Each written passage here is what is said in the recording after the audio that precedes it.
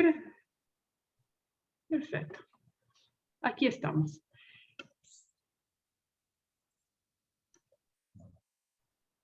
A ver si funciona aquí. Bueno, pueden ver, ¿verdad? Si me hacen enseño, sí, sí, perfecto. Entonces, aquí estamos con una nueva ocasión que Dios Padre nos permite compartir juntas una nueva charla. Y esta charla la vamos a dedicar a profundizar nuestra fe cristiana, con el objetivo de amar más a Dios y claro, juntarnos más a Él.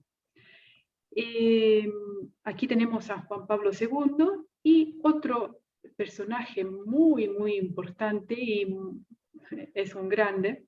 Si tienen ocasiones cuando pueden leer algo de él o escuchar alguna charla, porque es un fenómeno, es un cardinal, es venerable, él es Fulton Sheen, muy amigo de San Juan Pablo II. Y lo puse porque el otro día, mientras estaba preparando la charla, y leí una charla de él, empezaba así. Y me parecía gracioso compartirla con ustedes. Él dice que un día eh, estaba celebrando la Santa Misa, llegó el momento de dar la homilía y él estaba hablando y la iglesia estaba llena de gente. De repente, un niño comienza a llorar desesperadamente. Después de varios intentos de la mamá de calmarlo, la madre se prepara para salir de la iglesia.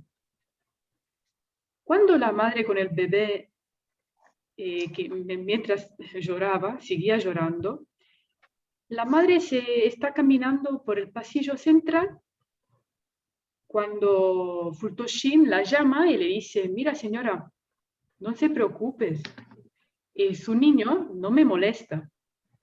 Y la mamá se dio la vuelta y le contesta: sí, lo sé, es usted que molesta a mi niño. Y así se fue la mamá con el niño. Me parecía gracioso compartirlo con ustedes. Espero que no va a pasar lo mismo, que yo molesto a ustedes, pero eso sí. Bien.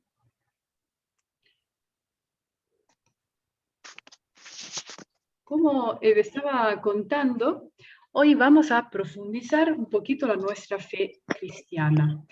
Vamos a ver el credo niceno-constantinopolitano. El credo es lo que rezamos cada vez en la iglesia, en la Santa Misa, durante la Santa Misa, y es importante porque tiene todos los dogmas de nuestra fe cristiana. Entonces, estudiando el credo, esta es la intención que yo propuse a la hermana Espíritu Santo, y en estos tiempos que ella no está, profundizamos un poquito el credo para conocer más a Dios. Y hoy lo haremos, estudiaremos el credo con dos ayudas que tenemos, gracias a Dios. Nos van a ayudar el catecismo de la Iglesia Católica y el comentario que sobre él hace San Tommaso de Aquino. Para simplificar las cosas, dividiremos el credo en varias partes, llamadas artículos, que trataremos de explicar y comprender juntos. Hoy intentaremos comprender y meditar sobre los dos primeros artículos del credo. O sea, creo en Dios Padre Todopoderoso, Creador del cielo y de la tierra. Este es el primero. Y el segundo es: creo en Jesucristo, su único Hijo, nuestro Señor. Sin embargo, Antes de entrar en el tema, detengámonos un momento para considerar una verdad fundamental en la que se basa toda nuestra fe: la existencia de Dios. La existencia de Dios, si nosotros tenemos que hablar de Dios, tenemos primera cosa, ver si existe. Y lo podemos hacer con solo con nuestra razón. La existencia de Dios puede ser probada de 5 maneras distintas que San Tommaso estudió y explicó. Nosotros hoy vamos a considerar solo algunas. La primera, y la más clara, es la que se deduce del movimiento. Pues es cierto, y lo perciben los sentidos, que en este mundo hay movimiento. Y todo lo que se mueve es movido por otro. Por su parte, quien mueve está en acto. Pues mover no es más que pasar de la potencia al acto. La potencia no puede pasar a acto más que por quien está en acto. Ejemplo: el fuego, en acto caliente, hace que la madera, en potencia caliente, pase a caliente en acto. O sea, se quema, nada más. La madera que no está quemando, se va a quemar con el fuego. De este modo, el fuego mueve la madera y la cambia. La madera pasa a ser ceniza. Pero no es posible que una cosa sea lo mismo simultáneamente en potencia y en acto. Solo lo puede ser respecto a algo distinto. Por ejemplo, lo que es caliente en acto, como el fuego, no puede ser al mismo tiempo caliente en potencia. Espero que se entienda. Pero sí que puede ser en potencia frío. Entonces, algo distinto. Igualmente, es imposible que algo mueva y sea movido al mismo tiempo, o que se mueva a sí mismo. Pero si lo que es movido por otro se mueve, necesita ser movido por otro, y este por otro, y este por otro, hasta llegar a un punto que el primero que mueve todo. Todos estamos de acuerdo, dice San Tommaso, que ese es Dios, el motor que mueve todo. La tercera manera de probar la existencia de Dios es la que se deduce a partir de lo posible y de lo necesario.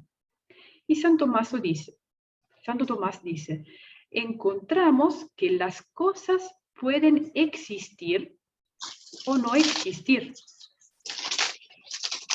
pues pueden ser producidas o destruidas, y consecuentemente es posible que existan o que no existan.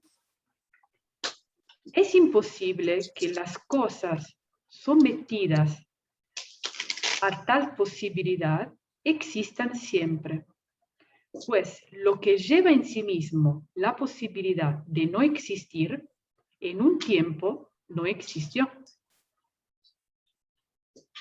Si pues todas las cosas llevan en sí mismas la posibilidad de no existir, hubo un tiempo en que nada existió. Pero si esto es verdad, tampoco ahora existiría nada. Puesto que lo que no existe no empieza a existir más que por algo que ya existe. Si pues nada existía, es imposible que algo empezara a existir solo,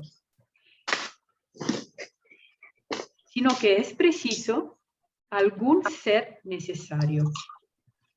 Por lo tanto, es preciso admitir algo que sea absolutamente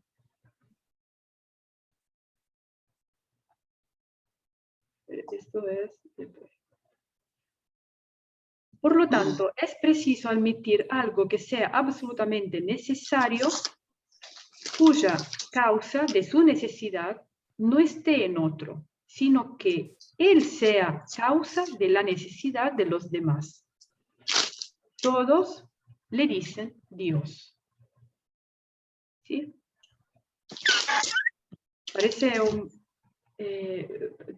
pido por favor si alguien que tiene el micrófono activado lo puede apagar. Gracias. Muchísimas gracias. Parece un poquito difícil, pero después vamos a ver con la pregunta. Si tienen alguna pregunta la pueden anotar y después la resolvemos. La quinta manera de probar la existencia de Dios, que nos habla, se nos explica San Tomás de Aquino, se deduce a partir del ordenamiento de las cosas. Pues vemos que hay cosas que no tienen conocimiento, como son los cuerpos naturales, y que obran por un fin. Las cosas que no tienen conocimiento no tienden al fin sin ser dirigidas por alguien con conocimiento e inteligencia. Como la flecha por el arquero. La flecha puede llegar al punto central, al punto amarillo, si es movida por otro, y si ordenada por otro, por la persona, en este caso, por el arquero, a ser dirigida hasta el fin. Si no, la flecha no se mueve. Por lo tanto, hay alguien inteligente por el que todas las cosas son dirigidas al fin. Y todos estamos de acuerdo a llamarlo Dios. Pues bien. Después de haber considerado y probado la existencia de Dios,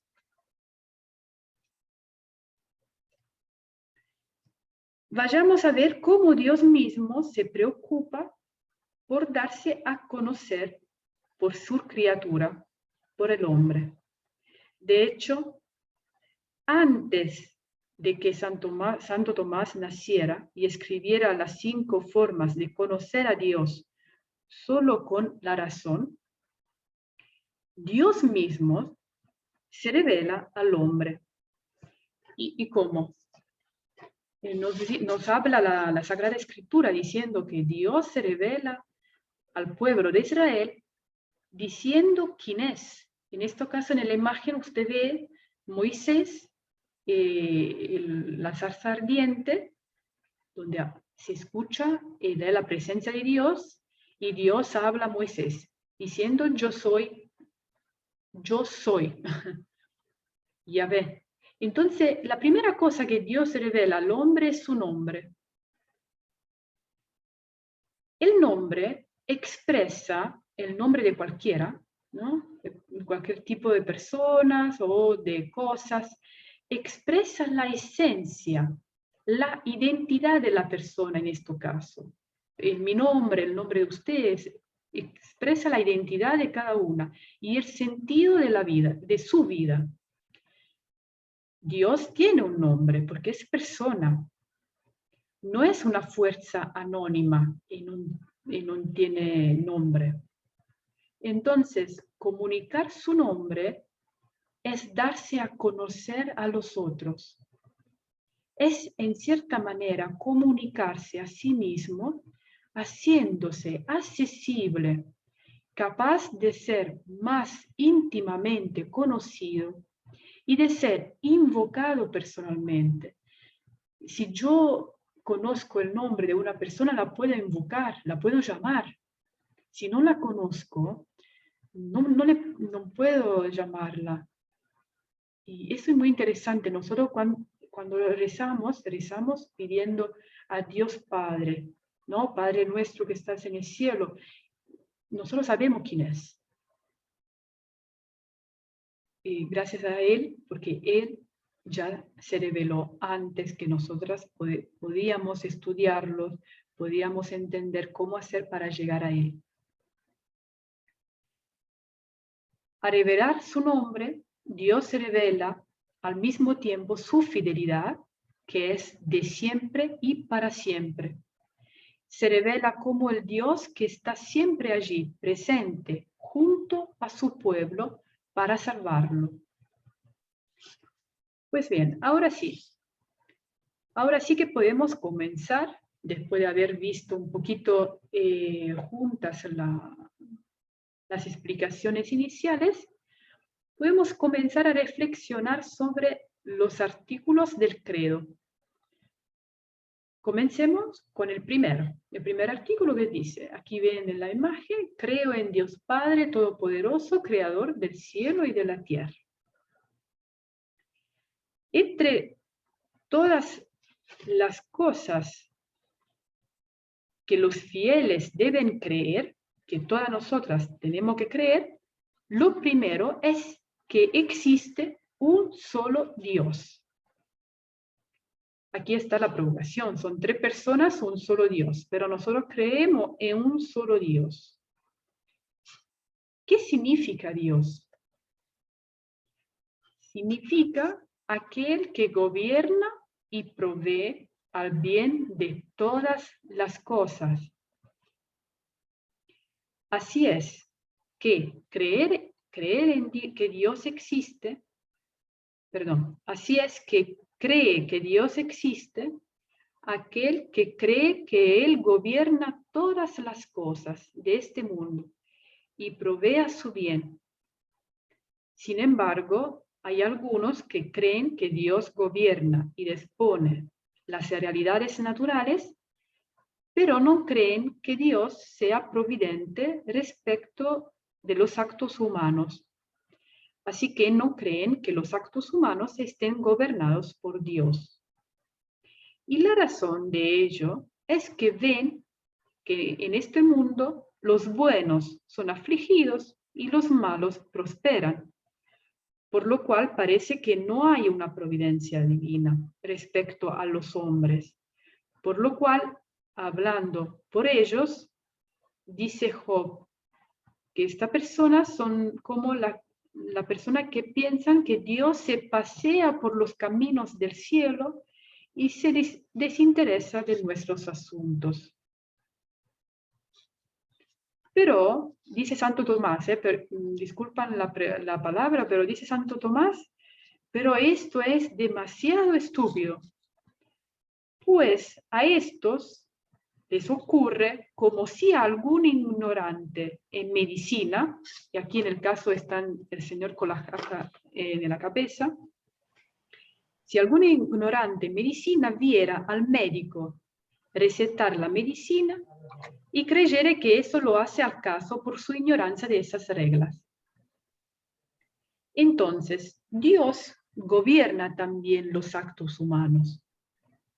Pues bien, debemos creer que este Dios, que todo lo dispone y gobierna, es un Dios único. ¿Por qué? La razón es muy simple. Es único porque, imagínense ustedes, alguna de ustedes trabaja todavía, alguna no, pero puede ver el ejemplo del gobierno. Si estamos gobernados por una persona, tenemos una sola mente que piensa, una opinión, una idea. Y todos tenemos que seguir el líder. si en vez estamos gobernadas, estamos dirigidas también en el trabajo yo voy a tener 5 o 6 dueños de trabajo. A ver, me parece que va a pasar un lío porque cada uno la piensa a su manera y yo no sé a quién escuchar. Entonces va a ser un poquito un lío, ¿no? Esa es la razón que dice Santo Tomás. Por eso que nosotros creemos que es un Dios. Porque si no, si fueran muchos dioses, aquí el sol naciera un día sí, un día no, si un dios se levanta que no le gusta que salga el sol, no va a salir el sol. Al otro dios no le gustan las estrellas, va a quitar las estrellas. O sea, va a ser un caos, un lío. Sin embargo, hay 4 razones, dice Santo Tomás, por las que los hombres son inducidos a tener muchos dioses. De esas 4 razones, consideramos ahora solo 2.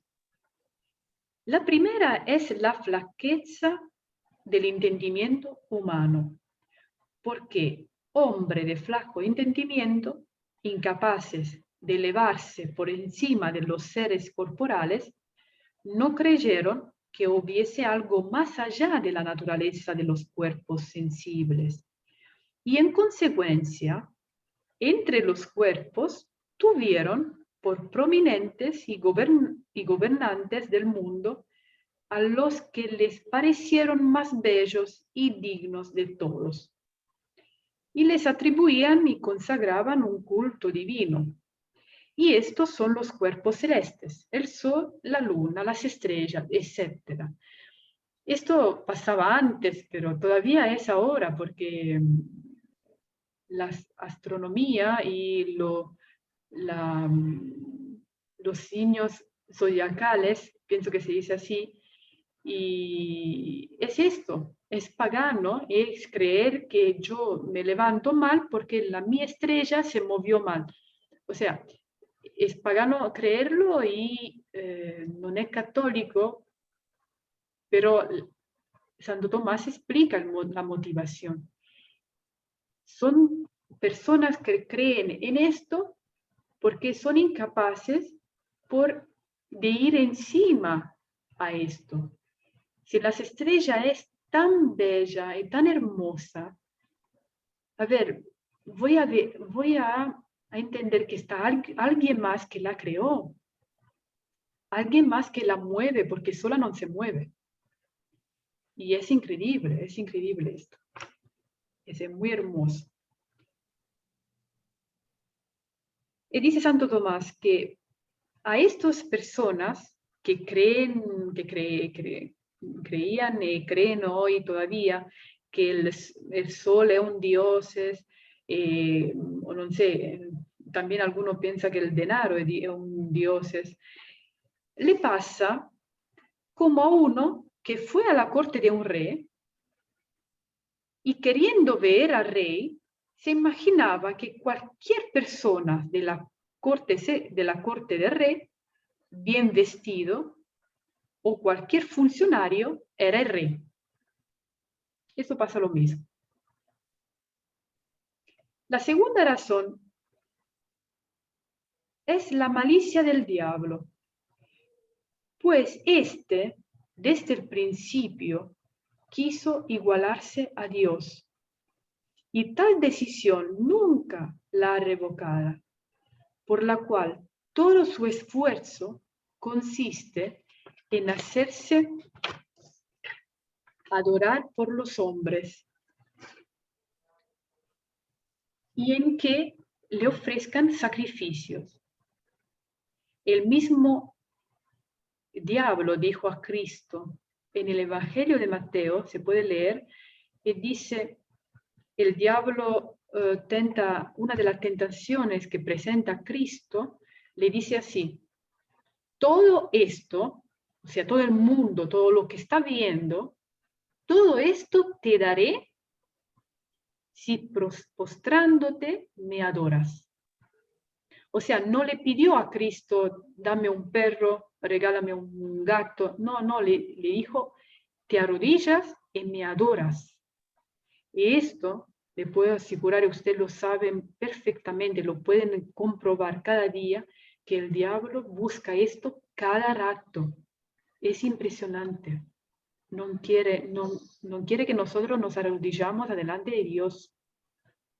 Y quiere ser el Dios. Como ya dijimos, lo que primeramente debemos creer es que hay un solo Dios, que es el Creador, que ha hecho el cielo y la tierra, las cosas visibles y las invisibles. Y ahora, con un ejemplo muy sencillo, demostraremos nuestra proposición. O sea, que todas las cosas han sido creadas y hechas por Dios.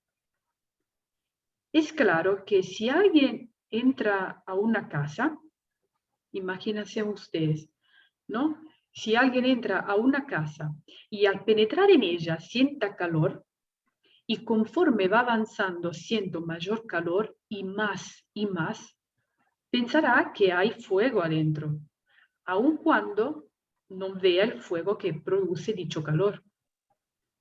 Esto mismo le ocurre al que considera las cosas de este mundo, porque encuentra que todas las cosas están dispuestas según diversos grados de belleza y de nobleza.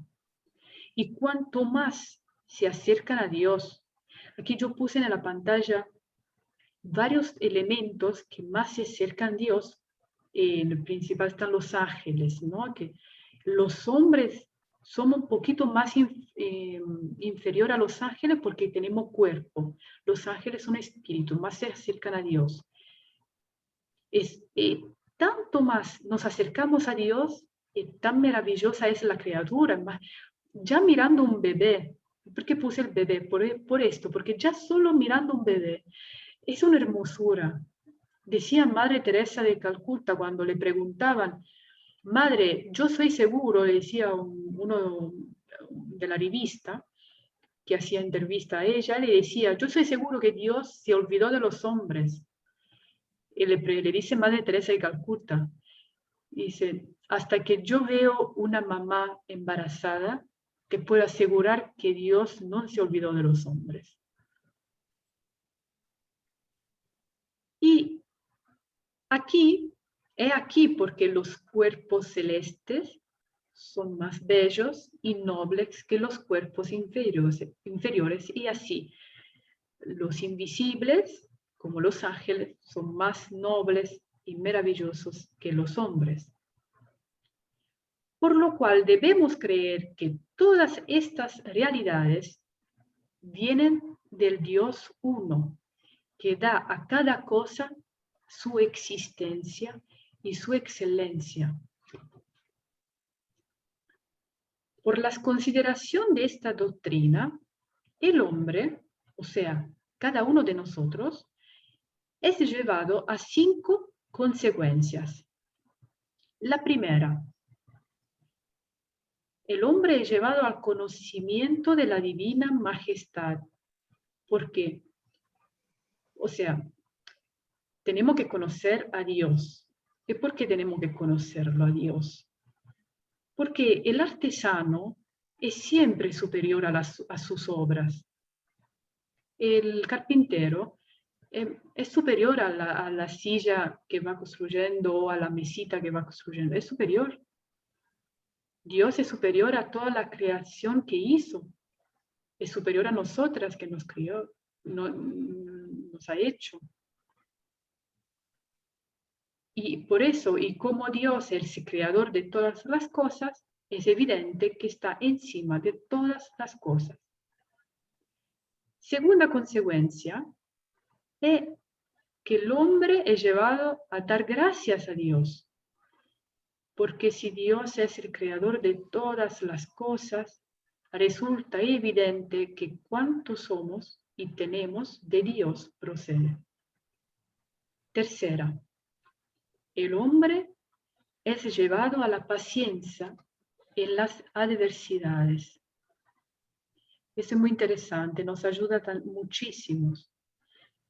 En efecto, explica Santo Tomás, si toda criatura viene de Dios, y por eso mismo es buena según su naturaleza. Empero, si en algo nos daría una de ellas y nos produce un sufrimiento, debemos creer que éste viene de Dios, mas no el pecado, porque ningún mal viene de Dios en cuanto está ordenado al bien. Por lo cual, como cualquier pena que el hombre sufra viene de Dios, pacientemente debe soportarlas. En efecto, si usted esto lo medita, lo piensa después de la charla, es así. Las penas purgan los pecados, humillan a los culpables, inducen a los buenos a amar a Dios.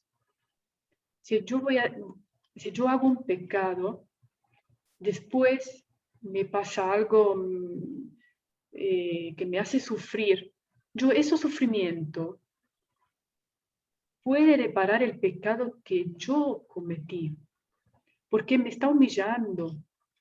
Dios lo permite el sufrimiento para resanar el pecado que he hecho. Y usted me puede decir, Cristo, pero murió por los pecados del mundo y ya con su sangre pagó todo. Sí, esto es claro. Pero Dios quiere que nosotros participamos a esto. Porque si no, Él pagó y nosotros nos limpiamos las manos. No, Él quiere que también nosotros participamos en el sufrimiento, pero por amor, no por miedo, por amor. Porque es una manera de agradecerlo. Y agradecer es uno de los actos que se hace cuando uno ama. Pues bien. En cuarto lugar, somos llevados a usar rectamente de las cosas creadas. En efecto, de las criaturas debemos usar para aquello para lo que fueron creadas por Dios. Ahora bien, las cosas fueron hechas con un doble objeto, para la gloria de Dios y para nuestro provecho. Todas las cosas son hechas con este fin, para dar gloria a Dios y para nuestro provecho.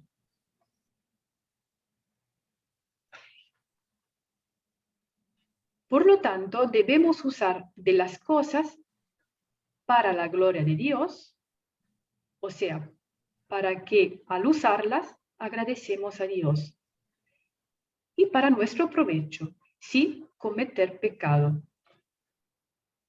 Todo ello nos lleva al quinto lugar, al conocimiento de la dignidad humana. En efecto, Dios todo lo hizo para el hombre. Según se dice en el Salmo 8, todo lo pusiste bajo sus pies. Y entre todas las criaturas, el hombre es, después de los ángeles, la más semejante a Dios. Por lo cual dice el Génesis, capítulo 1, versículo 26, hagamos al hombre a nuestra imagen y semejanza.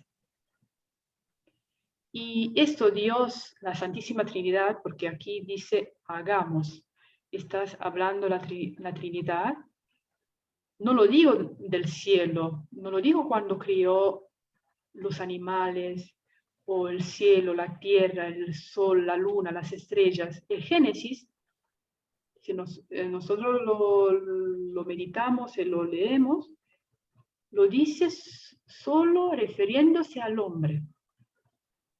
Lo hizo a imagen y semejanza de Dios. Pero no en cuanto al cuerpo, sí en cuanto al alma, que goza de una voluntad libre y que es incorruptible, que es en lo que se asemeja a Dios más que a las otras criaturas. Pues bien, Dios hizo al hombre para que domine todas las cosas que existen en la tierra y para que se sujete a Dios. O sea, el hombre tiene que dominar todas las cosas y tiene que servir y amar a Dios y obedecerlo. Esto es someterse a Dios.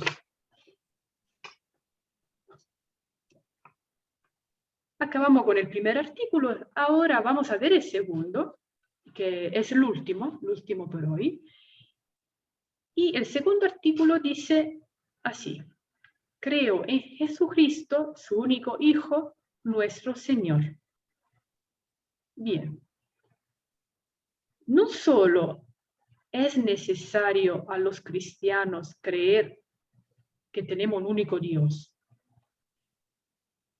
y en que Él es creador del cielo y de la tierra y de todas las cosas, sino que también es necesario creer que Dios es Padre y que Cristo es verdadero Hijo de Dios.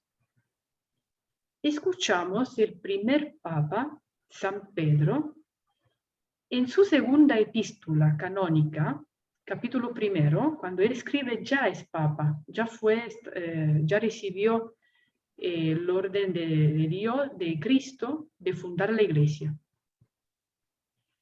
Y San Pedro dice así: os hemos dado a conocer el poder y la venida de nuestro Señor Jesucristo, no siguiendo fábulas ingeniosas, sino después de haber visto con nuestros propios ojos su majestad, porque recibió de Dios Padre honor y gloria cuando de la sublime gloria le vino esta voz: este es mi Hijo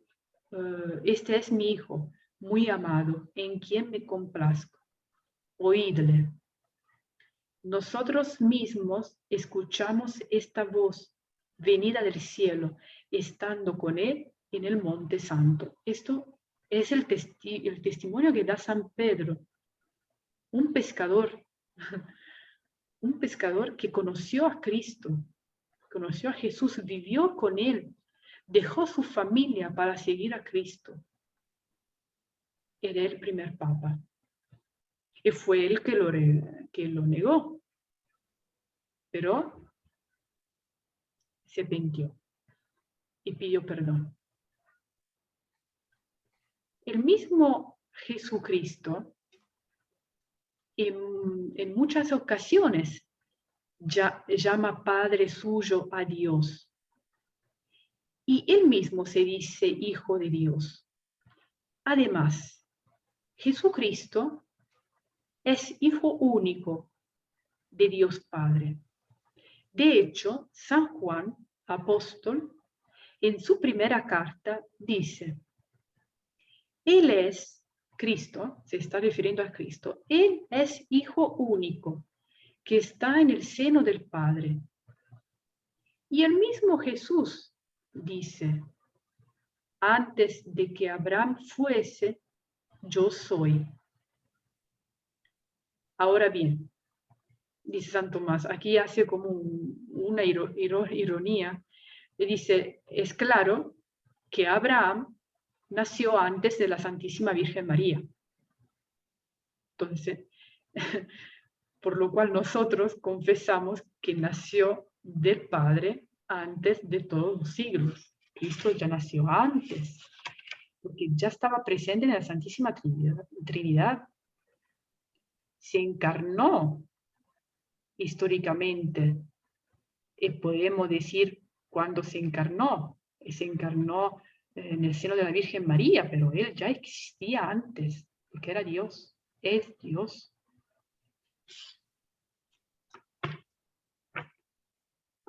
Otra verdad a tener en cuenta es que Jesús es Dios como Dios Padre.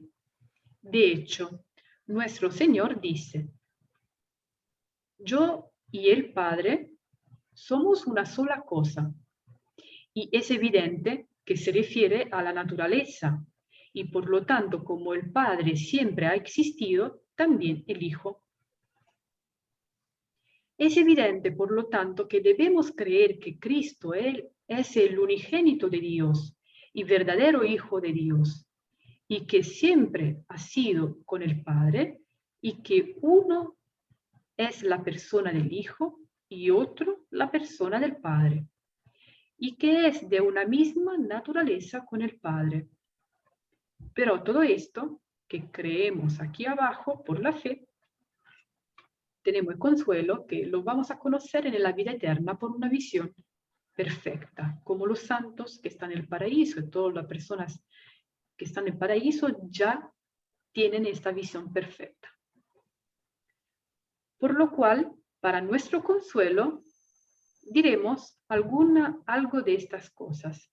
Y aquí Santo Tomás va explicando un poquito, de manera muy rápida, alguna cosa referida a la generación de Cristo. ¿Cómo es que Cristo, el Hijo de Dios, que ya era antes, que ya estaba antes de Abraham?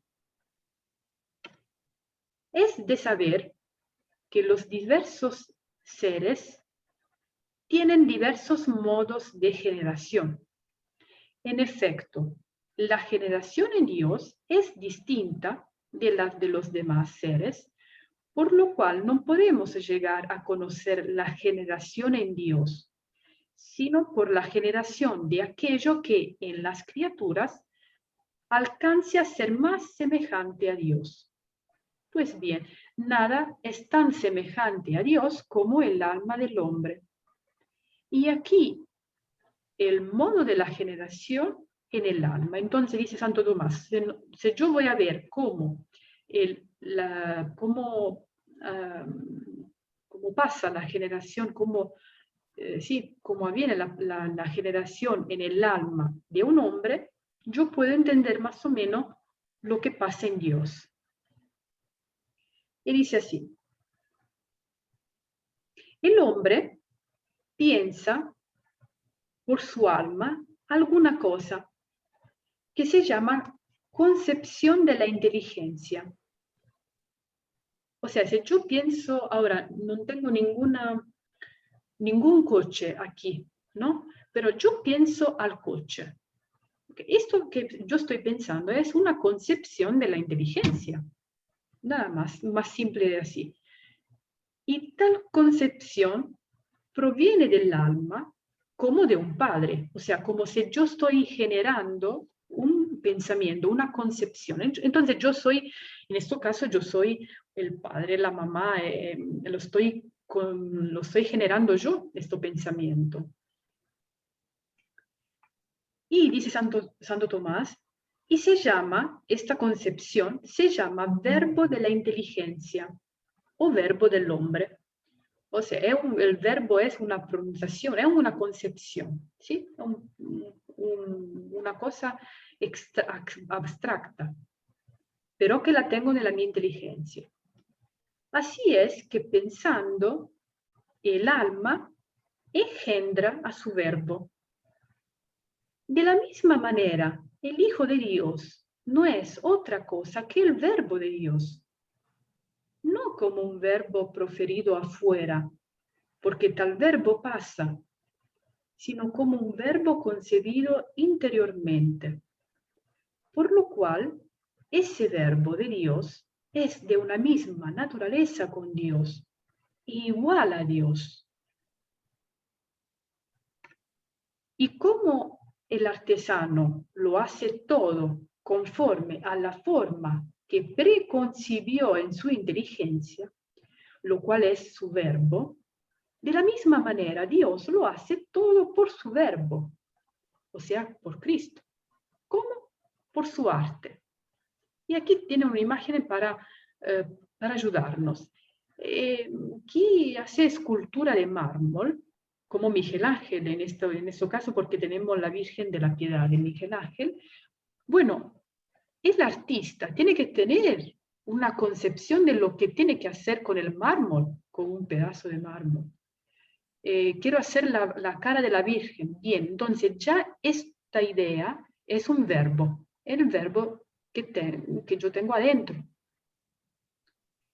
Y por eso, el mármol lo voy modelando, lo estoy haciendo, lo estoy formando en base a mi verbo.